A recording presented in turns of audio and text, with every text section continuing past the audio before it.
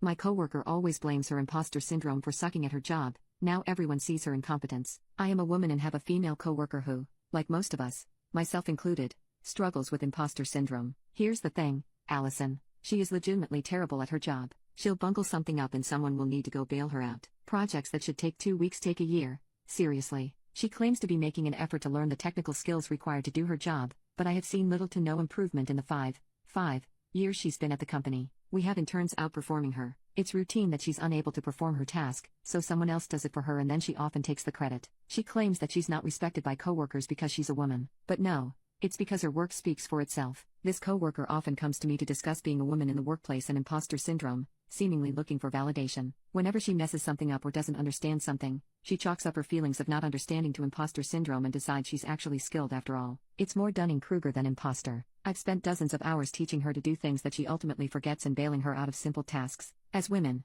we're constantly reminded to build up other women in the workplace. I feel like she expects this of me. She often cries about imposter syndrome and then I feel bad and try to say some platitudes like, hey, you can learn how to do this to make her feel better. I feel uncomfortable when she cries to me at work and feel as if a boundary is being crossed. In addition to being part of her personal mentorship squad/cleanup crew, I feel emotionally manipulated. I don't know how to handle this. We share a manager who knows about her technical misgivings and how much of a resource drain she is, but he's, inexplicably to everyone who works with her, kept her employed here for 5 years, so I don't know what I'd even say to him. I find it unlikely that I'll be able to affect her employment situation, but how do I extricate myself from being who she looks to for validation? Any other tips on dealing with a person like this? Update.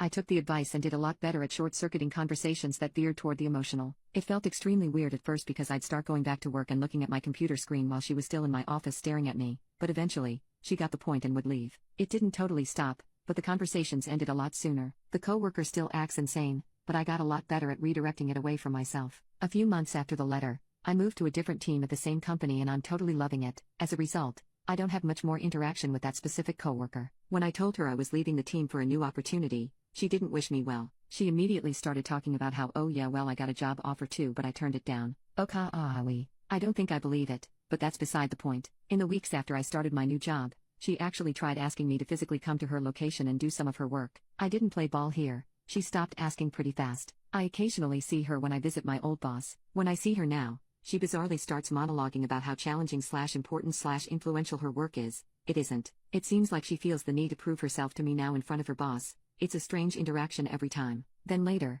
she'll often ping me and complain about how she's having a hard time with work/personal life/imposter syndrome/whatever. Now that I'm removed from it, I totally see that her game is pretend to know what she's doing, and when someone figures out she doesn't play the woman card and make people, particularly people in power, feel bad for her instead of actually working to get better at her job. This trick seems to have had moderate success so far, even on myself. I put up with her nonsense for too long, but I suspect it will catch up with her eventually. There are rumors that her team is going to be disbanded or reorged or something. My old boss admitted that he's trying to help her build skills so she's actually employable by someone else after that happens.